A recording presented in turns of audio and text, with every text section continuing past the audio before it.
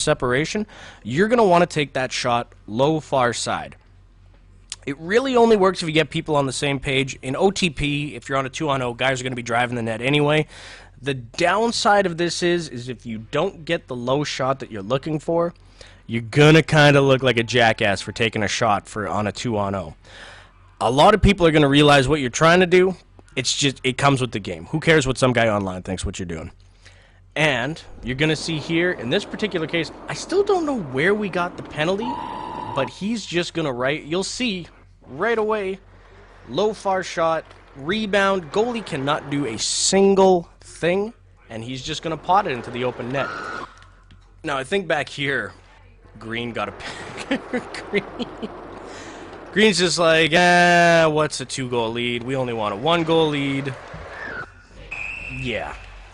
But the other one I want to see here is... What's this one? Is this the one I think it is? No, I was trying to do a similar thing. Oh, God, where is it? No, that's not it. Yeah, that was an okay one. Oh, this is where he absolutely stoned me on the break. Oh, shit, sorry. Give me 1 second here. This is where he absolutely killed me on the breakaway. Now, when you're facing a human goalie on breakaways, you always want to do one more thing that you think he's going to do. In this case, what I tried to do was I tried to sell the backhand forehand, and he did not fall for it at all. Kudos to him for making a great save. But you know what? If you run into this situation and you're thinking, I'm going backhand, fake forehand, right back to backhand, what I should have done is really watched him, went backhand, and then kicked the forehand in right here.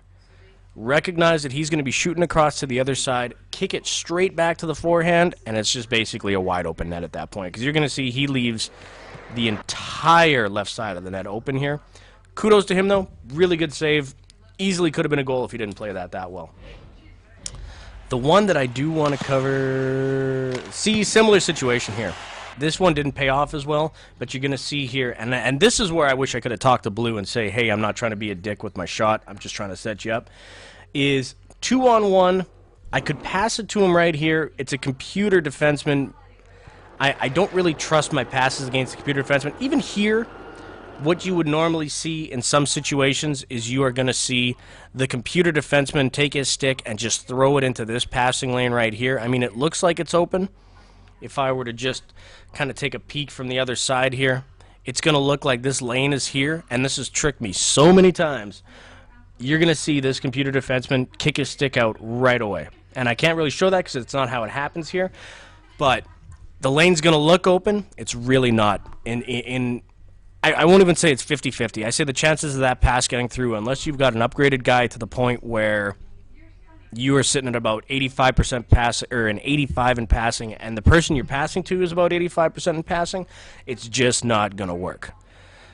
It's not, and when I say that, I don't mean it's not going to work every time. I say that in a majority of the time from what you're going to see. And that's pretty much what this game comes down to. I mean, if you think about the game, the way it's built up is that it's just a series of events that are calculated based off of player stats. And when you think about how the player stats actually factor into everything, I mean, it's easy to see speed and acceleration and agility because your player generally just moves better or accelerates quicker. Those are the things that you're able to see. The things that you can't really see, but if you look close enough and notice, is things like puck control and passing. Deking's an easy one to see as well because, I mean, when you're moving left and right with your right stick, if you have a guy that sucks at deking, you're going to know it right away. And that's easy to see. But with things like puck control and your passing, and I'm repeating myself, but just with those two things in particular, you're going to see that these passes here are going to get picked off and that this guy's going to get his stick in there right away. Because if you pass it too hard, guy's not going to get it. That's pretty much what it boils down to, unless you have the right setup for your player.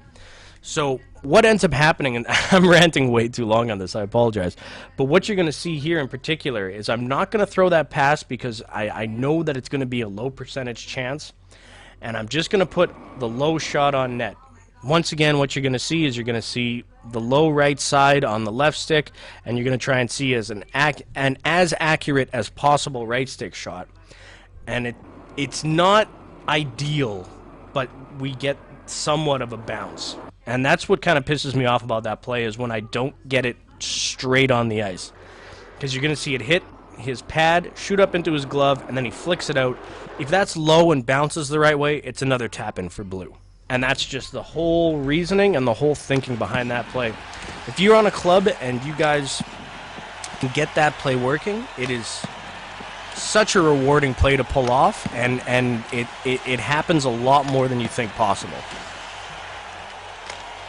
Other than that, I'm not sure. Yeah, okay.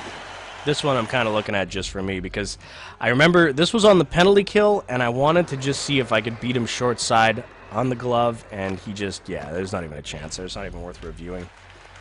I just want to see the embarrassing one. Yeah, okay.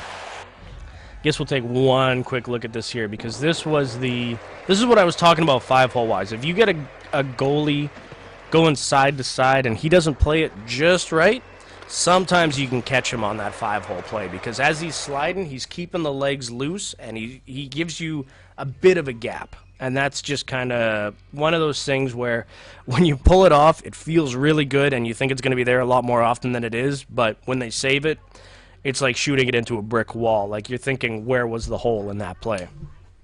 Other than that, just because I am an asshole and that goalie stoned me way too many times, last time I was thinking he stoned me on the backhander, but if he charges out again, and what I did on this one is purposefully went in full speed. I wanted him to think that I was not going to have time to make a move, and that I was just going to come in as fast as humanly possible. And you'll see I hold up right at the end, let him make his move, and then just easy open side. It's the extra second of speed that I'm hitting right there. Because when I came in and he stoned me the first time, sorry, not first time, the second time, when I showed the replay of him making that really good save, I stopped way too soon. I didn't stop, but I hit my glide too soon. And he knew that when I hit that glide, that something's up. Something's going to be going on. It's not just going to be a charge-out situation, because he's going to be ready for it. And then when I hit this situation, I said, just charge. Make him think that you are going to be going for it. Make him think that you are going to get as close as possible and that you won't have time. So I hit my glide a second later than the previous one. He starts charging out with the poke check, and just not even a double deke, just straight to the backhander, wide open net. That's just some of the things that you may not think about while playing, but it's kind of the whole meta game of it. You know, who's going to be doing what should I pull off in different situations. I certainly don't recommend being predictable, because that'll lead you nowhere, but read the situation, read the player you're up against, read the goalie you're up against, and you'll start to see these things pop out. And it really makes the game a little easier, because it allows you to really define tactics that you may not normally think about. And I've been rambling for way too long. I apologize. I am starving. I wanted to see if we could make fun of the wide open net that I missed, but apparently it wasn't there. So, final thoughts on the games today. I think we did okay. I mean, the first game as a defenseman was obviously pretty poor. It didn't go too well. The first loss in 10 games, well, I guess we are 7-1 now, streaming live on NHLguides.net. So, playing defense, not our forte. I'd like to think I can play the position, but I'm going to leave that to the pros and the people that actually do it well. Center, I think we've been doing okay. We've been scoring a lot, getting a lot of points, and actually, you know what? We've been playing good on defense so far. So, and by defense, I mean the defensive side of center. So, I think tonight was a lot better than the previous week, because we actually had a lot more to analyze, a lot more that we could look into, and a lot more positives that happened in our game compared to last week. Because last week was basically just, I'm going to call myself an asshole for all the plays I did and not even critique myself at all. Whereas tonight we were able to actually look a little in depth, kind of see where the holes were in our game, and one thing that I tend to do a lot is really get on myself when I'm playing poorly, and it really allows for a negative streak to continue. So while we won the game 4-2, it really could have been 10-2 for the amount of chances that we had and the amount we missed.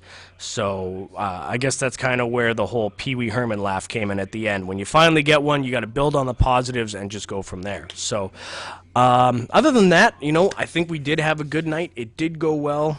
Let me check the 3 stars of the last game quick. I think we may have pulled off a 2nd star. Yeah, 2nd star, not bad. But 11 shots and 1 goal.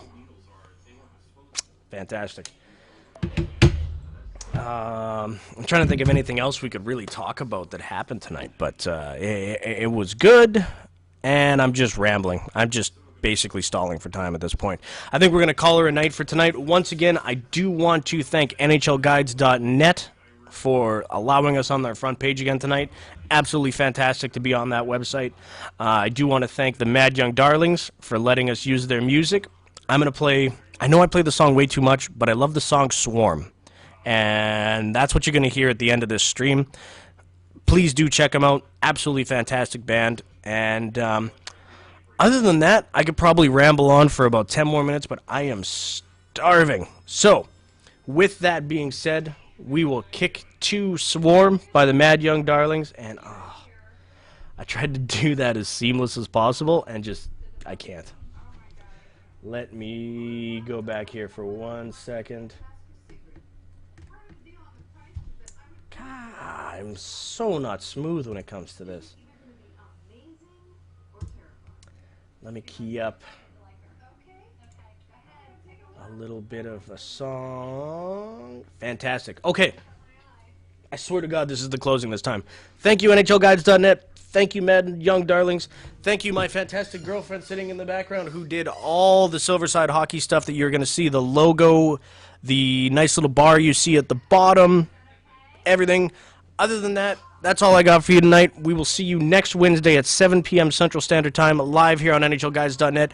You have yourself a fantastic night. Thank you for watching, and we'll see you next week.